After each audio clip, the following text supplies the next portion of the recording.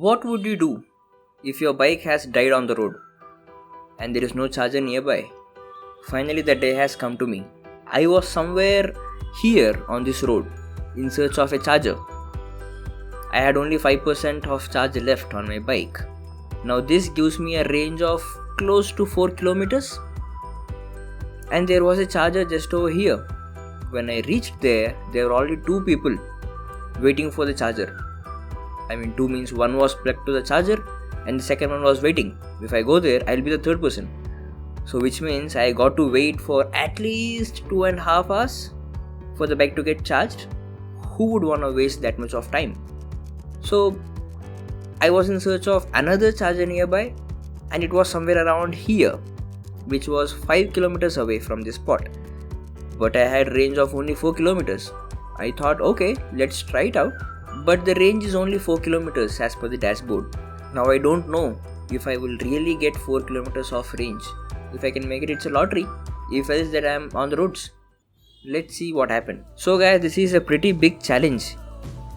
Oh, my range has just fallen from 4 to 3 kilometers. So basically I'm riding 3 kilometers of range to reach a destination of 5 kilometers.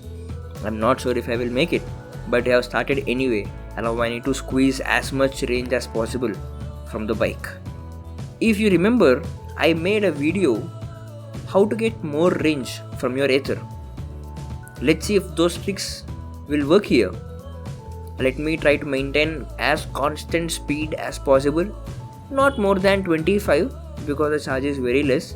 Let's ride consistently at the same speed and as low as possible. Also not too low as 15 or something because it takes so long for me to reach the spot. Let's maintain somewhere between 20 to 25. Alright, we have now a range of only 2 kilometers. We have to cover a range of 3.5 kilometers to reach the charger.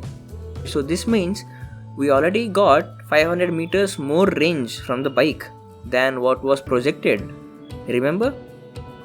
It was showing a destination of 5 kilometers with a range of 3 kilometers.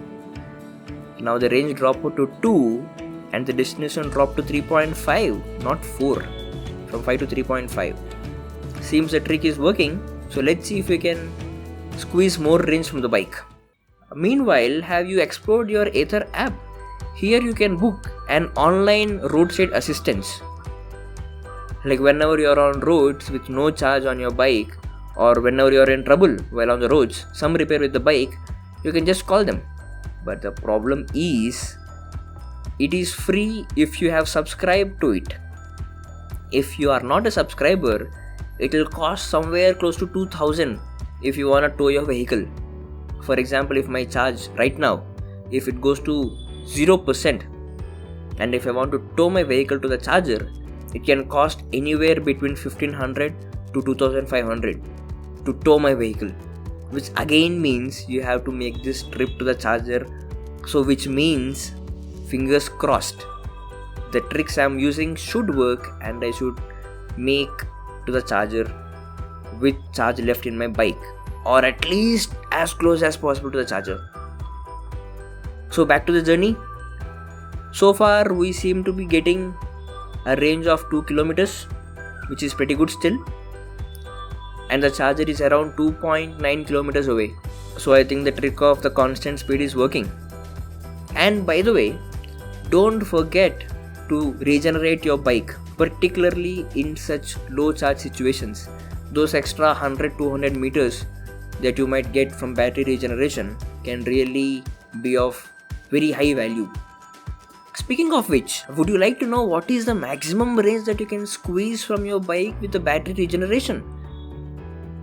Please check this video out. You can find this video to the left, or you can find the link in the description below. Alright, so now there is a problem for us while driving to the charging station.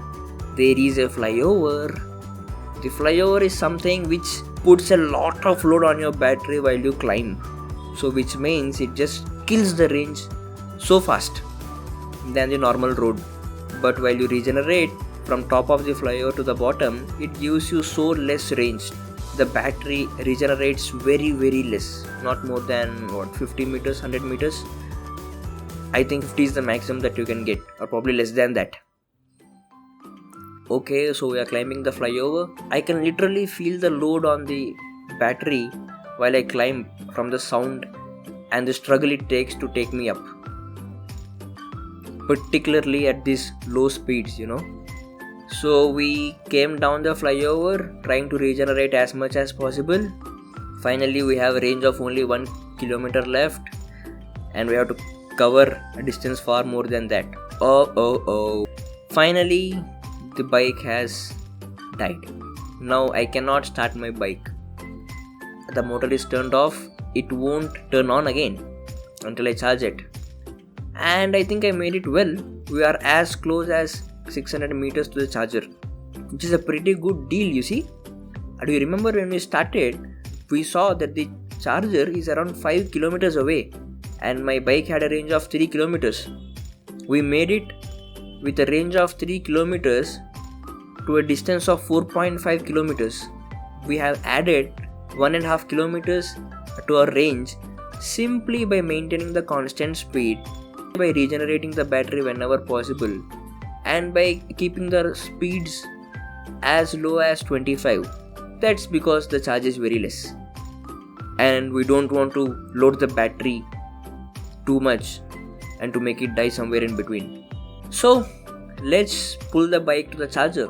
Let's walk and take the bike along with us for the first time. And the map still seems to be working.